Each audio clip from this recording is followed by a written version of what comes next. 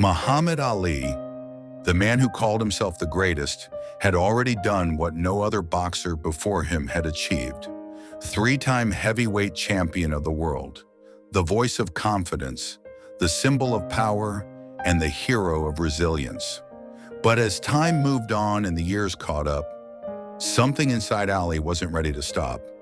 His final comeback, the decision to step into the ring one last time, wasn't just about boxing. It was about pride, legacy, and proving something not to the world, but to himself. Let's talk about what truly led to that moment. Why Muhammad Ali came back one more time.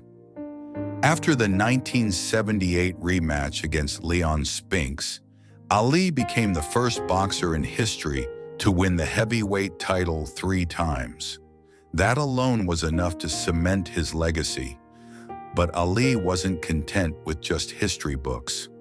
Retirement didn't suit him. He had lived his entire life in the spotlight. And when the cheers stopped, there was a silence he wasn't used to. For Ali, boxing wasn't just a sport, it was his language. The ring was where he spoke, where he felt alive. Even when his body began to show signs of slowing down, his mind still believed he could float like a butterfly and sting like a bee. When Ali retired after beating Spinks, the world thought that was it, the end of an era. But then came the whispers of a comeback. People close to him saw the fire still burning, the attention, the lights, the sound of the crowd. Ali missed it all. He had spent decades being the center of the world's attention, and now without boxing, there was a void.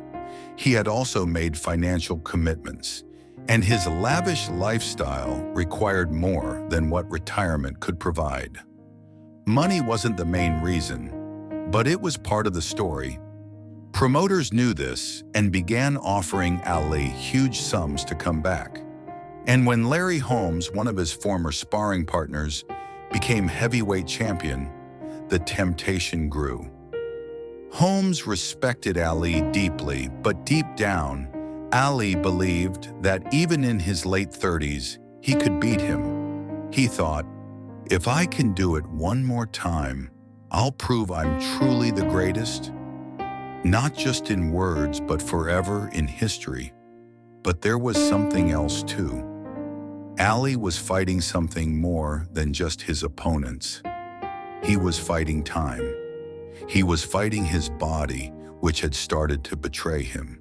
His speech was slower, his movements not as sharp.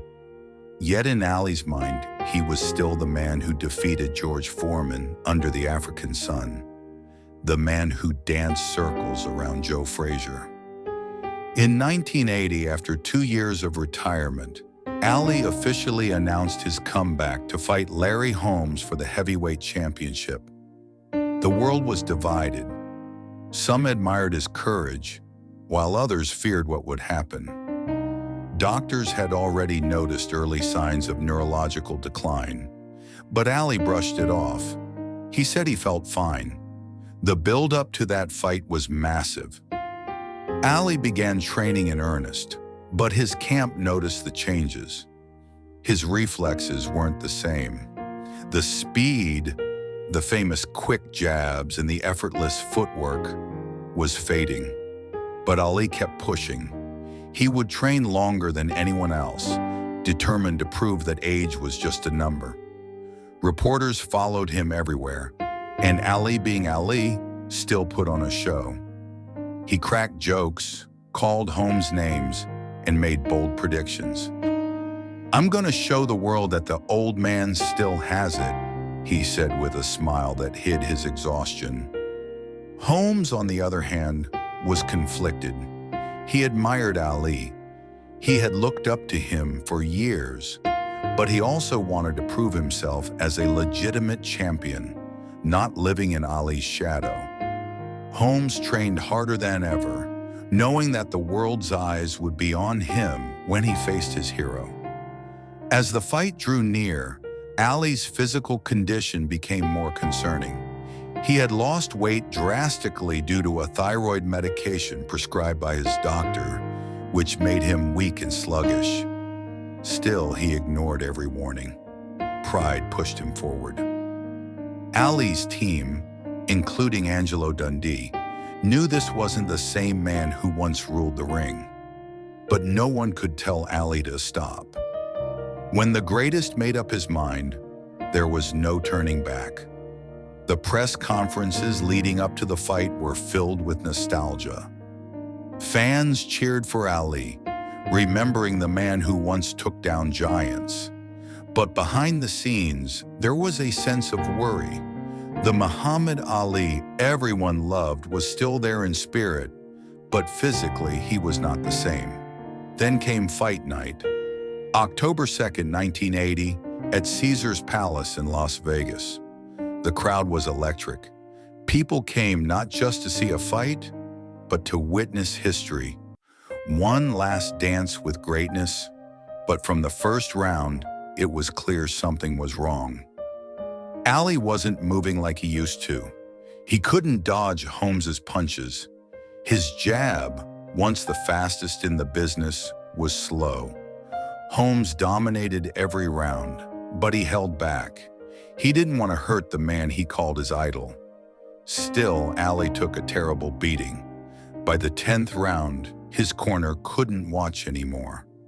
Angelo Dundee made the decision to stop the fight. It was the only time in Ali's career that he didn't finish on his own terms. And yet, even after that loss, Ali didn't quit. He would come back one more time in 1981 against Trevor Berbick, hoping to end his career with a win. But it wasn't to be. So why did Ali keep coming back? It wasn't foolishness, it was love. He loved the sport too much to walk away from it easily. He loved the energy, the fans, the glory. He wanted to feel alive, to hear the roar one more time. Ali's comeback wasn't just about fighting Holmes or Berbick. It was about fighting time, mortality, and the fading light of fame. It was about the struggle every legend faces when their greatness begins to fade. After that final fight, Ali finally retired for good. The damage had been done, but the legacy remained untouchable. The comebacks, the struggles, the defeats, all of it added to his story. Because in the end, Muhammad Ali wasn't just a boxer. He was a symbol of persistence, of never giving up, even when the world tells you it's over. And maybe that's why we still talk about him today. Not just for his victories, but for his courage to try one more time, even when he had nothing left to prove. That's what made Muhammad Ali truly the greatest. If you enjoyed this story about Muhammad Ali's final comeback and the passion behind it, make sure you hit that subscribe button and stay tuned for more powerful stories like this.